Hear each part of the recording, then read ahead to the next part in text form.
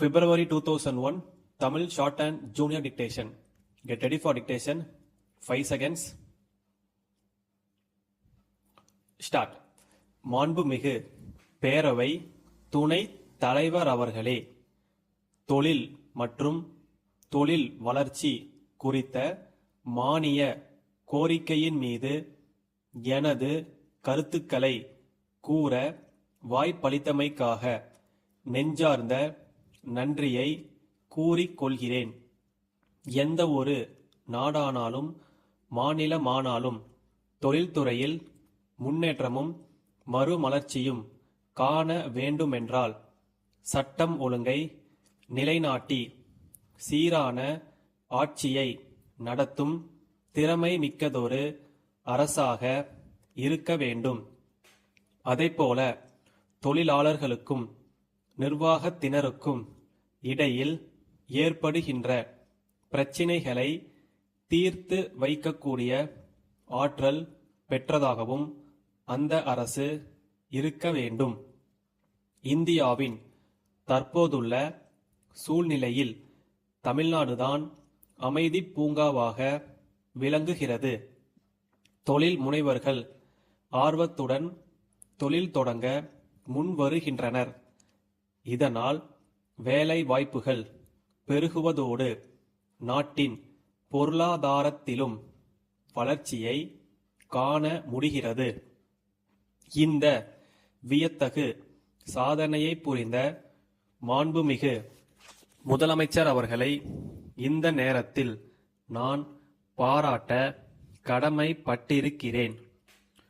பொதுத்துறை நிறுவனங்கள் பலவற்றை நம்முடைய அரசு தொழில்துறை மூலம் ஏற்படுத்தியுள்ளது. மகிழ்ச்சிக்குரியதாக உள்ளது. அந்த தொழில்களை தொடங்க பல்வேறு தொழில் முதலீட்டு நிறுவனங்கள் கோடிக்கணக்கான ரூபாயை கடனாக வழங்கியுள்ளன.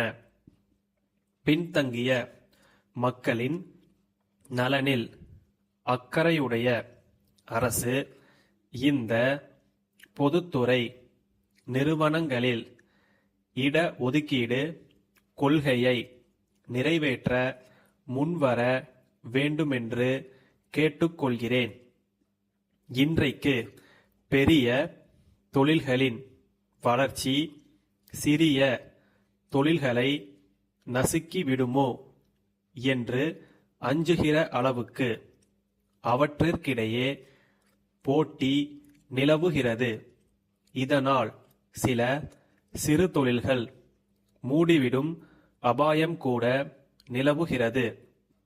இந்நிலையை தவிர்க்கவும் இச்சிறு தொழில்களை பாதுகாக்கவும் சில ஆலோசனைகளை நான் தெரிவிக்க விரும்புகிறேன்.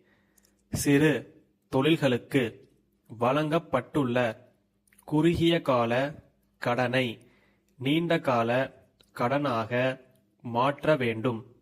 மின்சார கட்டணத்தில் சலுகை அளிக்க வேண்டும். சிறு தொழில்கள் பயன்படுத்தும் மூலப்பொருள்களை அரசே கொள்முதல் செய்து மானிய விலையில் வழங்க வேண்டும். இந்த கருத்துக்களை அரசு ஆழ்ந்து பரிசீலித்து நடைமுறைப்படுத்துவதன் மூலம் சிறு தொழில்கள் வளர வாய்ப்பு ஏற்படும் என கூறிக்கொள்கிறேன்.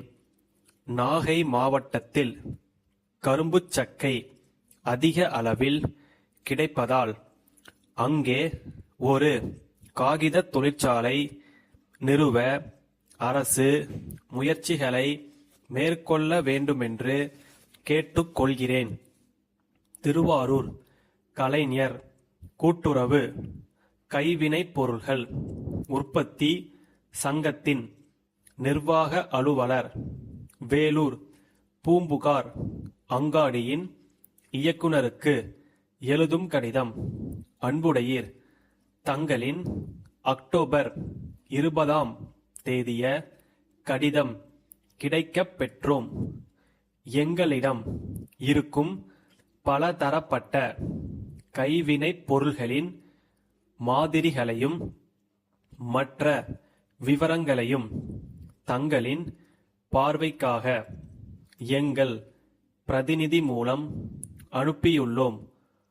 அவற்றில் தங்கள் பகுதிகளில் உள்ள பொதுமக்கள் விரும்பும் பொருட்களை குறிப்பிட்டு தகவல் அனுப்பினால் அதற்கு தகுந்தாற்போல் தங்களுக்கு வேண்டிய பொருட்களை அனுப்பி வைக்கிறோம் என்பதை தெரிவித்துக் கொள்கிறேன்.